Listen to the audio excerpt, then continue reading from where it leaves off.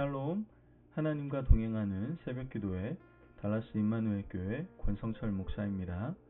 오늘도 하나님과 동행하며 풍성함을 누리시는 저와 여러분이 되시길 주님의 이름으로 축복합니다. 오늘 말씀은 갈라디아서 4장 1절에서 31절까지의 말씀입니다. 봉독은 1절부터 20절까지만 하겠습니다.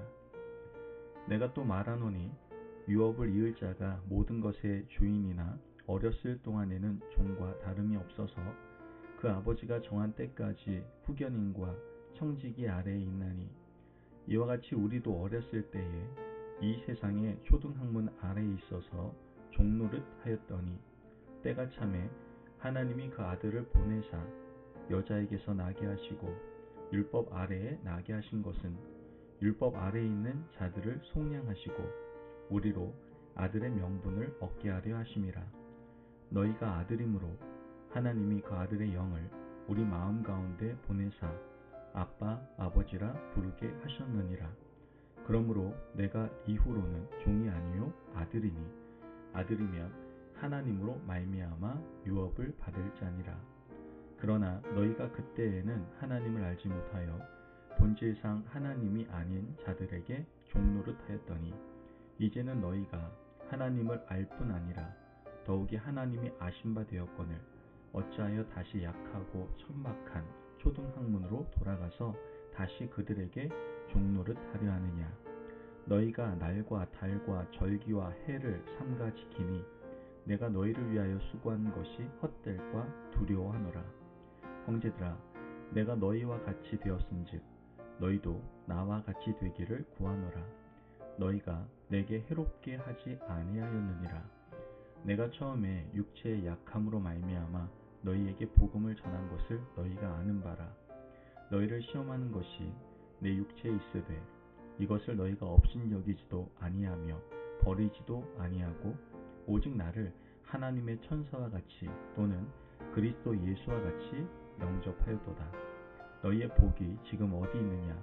내가 너희에게 증언하노니 너희가 할 수만 있었더라면 너희의 눈이라도 빼어 나에게 주었으리라. 그런즉 내가 너희에게 참된 말을 함으로 원수가 되었느냐? 그들이 너희에게 대하여 열심내는 것은 좋은 뜻이 아니요 오직 너희를 이간시켜 너희로 그들에게 대하여 열심을 내게 하려 함이라. 좋은 일에 대하여 열심으로 사모함을 받음은 내가 너희를 대하였을 때뿐 아니라 언제든지 좋으니라. 나의 자녀들아, 너희 속에 그리스도의 형상을 이루기까지 다시 너희를 위하여 해산하는 수고를 하노니 내가 이제라도 너희와 함께 있어 내 언성을 높이려 함은 너희에 대하여 의혹이 있음이라. 아멘. 하나님의 말씀입니다. 오늘 본문에서 바울은 하나님과 그리스도를 본받아 갈라디아 교인들을 포기하지 않겠다라고 말하고 있습니다. 갈라디아 지역 교회에는 순박한 교인들이 참 많았습니다. 그들은 바울이 전한 복음을 아주 스폰지처럼 잘 받아들였죠. 오늘 본문 6절 말씀을 보면 너희가 아들이므로 하나님이 그 아들의 영을 우리 마음 가운데 보내사 아빠 아버지라 부르게 하셨느니라. 여러분, 하나님을 아버지라고 부르는 것은 아무나 할 수 있는 일이 아닙니다. 성령님께서 임재하셔야만 할 수 있는 일입니다.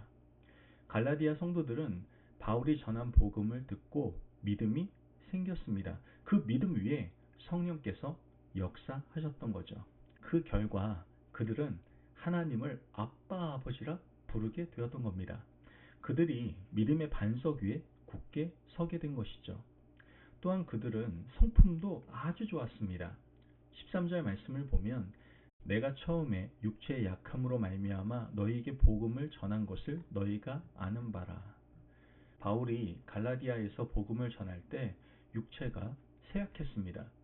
바울은 육체에 가시가 있는 사람이었죠. 가시 때문에 복음 전파가 참 힘겨웠습니다. 바울은 자신에게 있는 가시가 떠나기를 3번이나 부르짖게 됩니다. 3번은 하늘에 닿을 만큼 간절하게 기도했다라는 뜻입니다.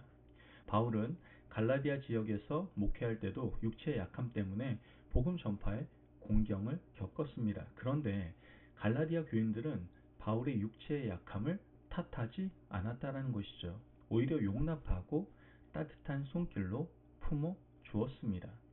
14절 말씀을 보면 너희를 시험하는 것이 내 육체에 있으되 이것을 너희가 업신여기지도 아니하며 버리지도 아니하고 오직 나를 하나님의 천사와 같이 또는 그리스도 예수와 같이 영접하였도다. 사역자가 몸이 몹시 불편하면 성도들에게 은혜가 별로 되지 않습니다. 그런데 갈라디아 성도들은 바울의 육체의 약함을 트집 잡거나 문제 삼지 않았습니다. 그것 때문에 시험 드는 사람도 없었죠. 오히려 따뜻하게 용납하고 품어주었습니다. 천사와 같이 마치 예수 그리스도를 보는 것처럼 바울을 섬겨 주었던 겁니다. 바울은 그들의 따뜻한 성품을 이렇게 표현하고 있습니다. 15절 말씀을 보면 너희의 복이 지금 어디 있느냐? 내가 너희에게 증언하노니 너희가 할 수만 있었더라면 너희의 눈이라도 빼어 나에게 주었으리라. 지금 말씀에서 자신들의 눈이라도 빼어 바울에게 줄 만큼 갈라디아 성도들은 바울에게 헌신적이었다라는 것을 말하고 있습니다. 바울은 이 고마움을 마음에 새기고 있었던 것이죠. 그런데 복음 위에 굳게 서고 성품도 좋았던 이 갈라디아 성도들이 유대에서 온 거짓 선지자들의 꿰매 넘어가고 말았던 겁니다. 유대에서 온 거짓 선지자들이 할례 받아야만 구원 얻을 수 있다는 말을 듣고 그들도 할례 받는 대열에 참여하기 시작했던 것이죠. 그것이 바울에게는 고통이었습니다. 바울이 전한 복음, 하나님의 값없이 주신 은혜의 복음이 무색해져 버리는 순간이었습니다. 바울은 다시 결단하며 이제 다시 시작하겠다라는 다짐을 이렇게 표현합니다. 19절 말씀을 보면 나의 자녀들아 너희 속에 그리스도의 형상을 이루기까지 다시 너희를 위하여 해산하는 수고를 하노니. 바울은 다시 너희를 위해서 해산하는 수고를 하겠다라고 결단을 했습니다. 바울이 갈라디아 지역 교회를 개척할 때 돌에 맞아 죽을 뻔했지만 비시디아 안디옥, 루스드라, 이고니온, 더베 교회를 개척하고 목회했습니다. 그때 이미 해산하는 수고를 마쳤습니다. 복음 안에서 은혜 가운데 그들을 낳았다라고 생각을 했던 겁니다. 그런데 다시 제자리였습니다. 그러나 바울은 그들을 포기할 수가 없었습니다. 너희 속에 그리스도의 형상이 이루어질 때까지 나는 다시 해산하는 수고를 아끼지 않겠다라고 결단했습니다. 바울은 갈라디아 교회를 다시 방문할 계획을 말하고 있는데요. 20절 말씀을 보면 내가 이제라도 너희와 함께 있어 내 언성을 높이려 함은 너희에 대하여 의혹이 있음이라. 바울은 1차 선교여행 이후에 이 소식을 듣고 2차, 3차 선교여행 때 갈라디아 지역 교회를 방문했습니다. 언성을 높이는 논쟁을 해서라도 그들 속에 그리스도의 형상을 다시 이룰 때까지 해산하는 수고를 아끼지 않겠다라고 결단하고 그대로 시행했습니다. 그렇다면 바울이 왜 그렇게까지 했을까요? 하나님께서 열심을 내어 사람을 키우셨기 때문입니다. 예수 그리스도도 특별한 열심으로 우리를 길러가고 있기 때문이다라는 것이죠. 오늘 우리가 이 말씀을 통해서 결단해야 될 것이 있습니다. 우리도 역시 사람을 포기해서는 안 된다라는 사실입니다. 내 자식이라면 여러분 쉽게 포기하겠습니까? 내 몸으로 낳은 내 자식이라면 정말 쉽게 포기하시겠어요?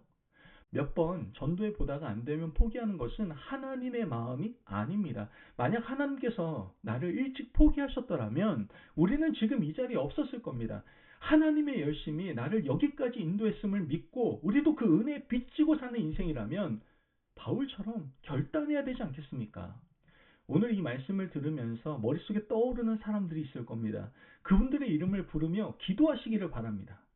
그러므로 그들에게 하나님의 형상이 이루어질 때까지, 그들에게 그리스도의 형상이 새로워질 때까지 열심을 다해서 해산하는 수고를 아끼지 않겠다라고 결단할 수 있는 저와 여러분이 되시기를 주님의 이름으로 축복합니다. 아멘.